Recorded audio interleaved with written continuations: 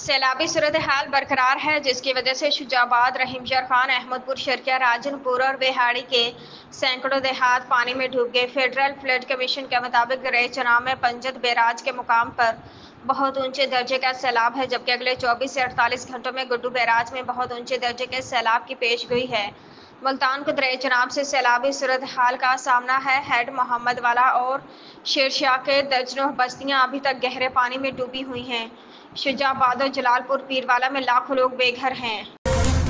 خیبر پختونخوا قلعہ کے دیر لال قلعہ میں خوارج کے ٹھکانے پر کارروائی کے دوران یرغمال بنائے گئے شہریوں کی جانیں بچاتے ہوئے 7 جوان شہید ہو گئے۔ پاک فوج کے شعبۂ تعلقات عامہ ISPR کے مطابق دیر قلعہ کے لال قلعہ میں بھارتی پراکسی فتنہ الخوارج کے ٹھکانے پر آپریشن کیا گیا۔ ISPR نے بتایا کہ سیکورٹی فورسز نے خوارج کے ٹھکانے کو مؤثر انداز میں نشانہ بنایا اور آپریشن کے دوران فائرنگ کے تبادلے کے بعد بھارتی اسپانسرڈ 10 خوارج ہلاک ہو گئے۔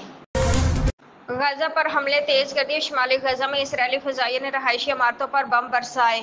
ان حملوں میں مجموعی طور پر مزید 50 سے زائد فلسطینی شہید ہو گئے۔ اسرائیلی فوج نے ہفتے کو غزہ میں حملے جاری رکھے اور بھوکے پیاسے اور خوفزدہ فلسطینیوں کو اپنی جان بچانے کے لیے بھاگ جانے کی وارننگ پر مبنی پمفلٹ گرائے گئے۔ غزہ میں اسرائیلی طیاروں نے ہر 10 سے 15 منٹ بعد بے گھر فلسطینیوں کو پناہ گاہوں کے نشانہ بنایا اور اکثر لوگوں کو محفوظ مقام پر منتقل ہونے کا وقت نہیں ملا۔